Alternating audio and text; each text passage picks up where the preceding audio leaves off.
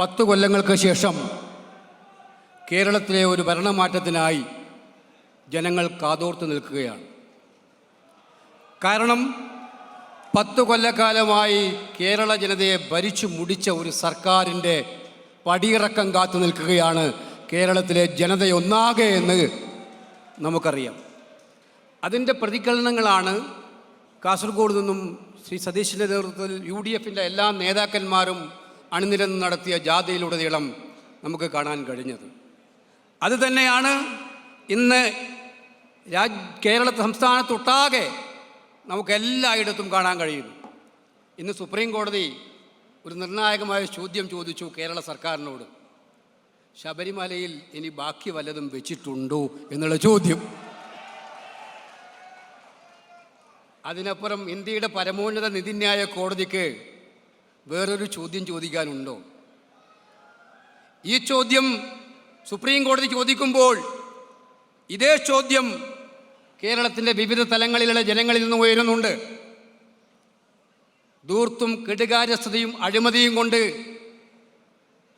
കേരളത്തിലെ ജനങ്ങൾക്ക് അമിതഭാരം നൽകിയ ജനങ്ങൾ ഗവൺമെൻറ്റിനോട് ചോദിക്കുന്നുണ്ട്, ഈ ഖജനാവിൽ ഇനി വല്ലതും ബാക്കി വെച്ചിട്ടുണ്ടോ മിസ്റ്റർ പിണറായി?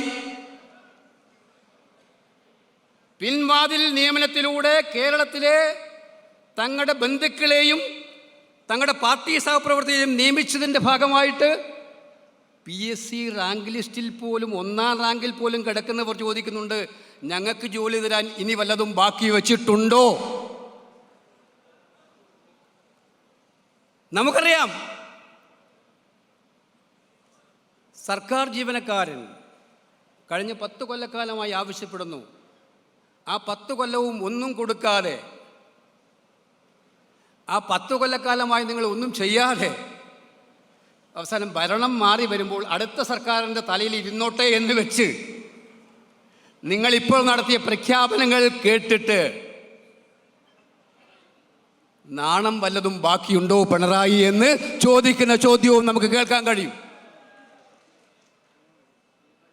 അതുകൊണ്ട് കേരളം കാത്തിരിക്കുന്ന ഈ തെരഞ്ഞെടുപ്പ് ഒരു കാര്യം ഉറപ്പിക്കുമെന്നുള്ള സംശയം വേണ്ട. വിലക്കയറ്റം കൊണ്ട് പാവപ്പെട്ട വീട്ടമ്മ പൊറുതിമുട്ടുകയാണ്. അടുക്കള മുഴുവൻ കാലിയാണ്. സർക്കാരിന് നാണമില്ലാതെ പബ്ലിസിറ്റിയാണ്. ഇപ്പോൾ കഴിഞ്ഞ ദിവസങ്ങളായി പബ്ലിസിറ്റിയാണ്. UDFൻ്റെ ഇരുണ്ട കാലത്തെക്കുറിച്ചാണ് പറയുന്നത്.